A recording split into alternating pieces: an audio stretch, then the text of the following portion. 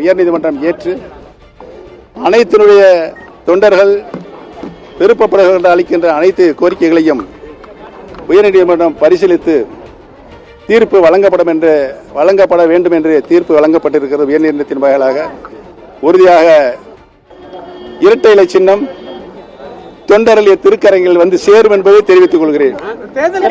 உங்களுடைய வாதம் எந்த அளவுக்கு இருக்கும்? தேர்தல் கமிஷன் எங்களுடைய வாதம் நியாயமான வாதம்.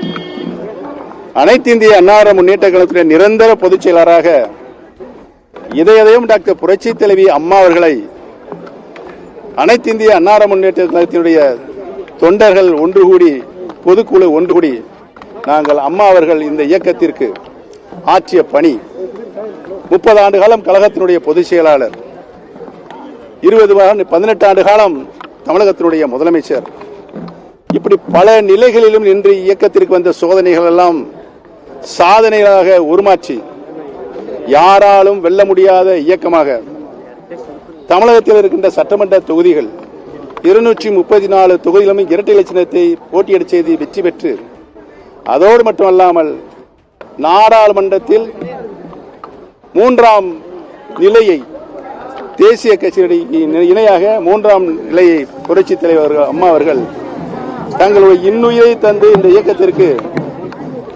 பல வெற்றிகளை கற்றுத்தந்தவர்கள் என்பதனை எல்லாம் நாங்கள் நினைவு கூர்ந்து கழகத்தினுடைய நிரந்தர பொதுச் செயலாளர் மாண்புமிகு இதயம் புரட்சி தலைவி அம்மா அவர்கள்தான் இருக்க வேண்டும் என்று நாங்கள் தீர்மானம் நிறைவேற்றினோம். அதனை இன்றைக்கு அங்கே கூடிய போலியான பொதுக்குழு ரத்து செய்திருக்கிறது. இவ்வளவு தியாகங்களையும் செய்த மாண்புமிகு அம்மா அவர்களுக்கு கழக பொதுக்குழு சூட்டிய அந்த அங்கீகாரத்தை உச்சபட்ச மரியாதையை ரத்து செய்திருக்கின்றன சொன்னால் தமிழக மக்கள் அதை ஏற்றுக்கொள்ள தயாராக இல்லை என்பதுதான் கடந்த காலங்களில் நடைபெற்ற அத்தனை தேர்தலிலும் அவர்கள் தோல்வியை கண்டிருக்கிறார்கள் என்பதுதான் உண்மை.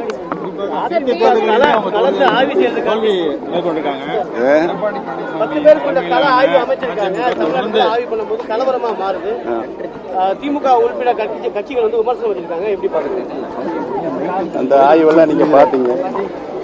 அந்த ஆய்வு எதுக்காக நடத்தப்பட்டது என்பது அவர்கள் விளக்கமில்லை என்பதன் காரணத்தை சுட்டிக்காட்டிதான் அங்கே கலவரம் ஏற்பட்டது என்பது மக்கள் கண்கூடாக பார்த்திருக்கிறார்கள். எங்களுடைய போயிட்டு தொண்டருடைய ஒட்டுமொத்த குரலாக அனைத்து இந்திய அண்ணா முன்னேற்ற தெரிந்திருக்கும் அனைத்து சக்திகளும் ஒன்றிணைந்துதான் தேர்தலை சந்திக்க முடியும். அப்படி சந்தித்தால் தான் வெற்றி பெற முடியும் என்ற தொண்டர்களும் மக்களும் எண்ணுகிறார்கள். அதைத்தான் நாங்களும் சொல்லிக் கொண்டிருக்கிறோம்.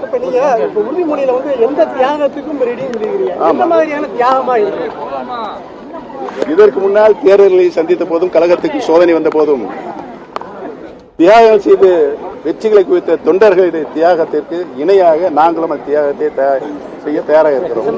அதாவது வெற்றி பெறறதுக்கு என்ன தியாகம் செய்யணுமோ அந்த தியாகத்தை செய்வோம்.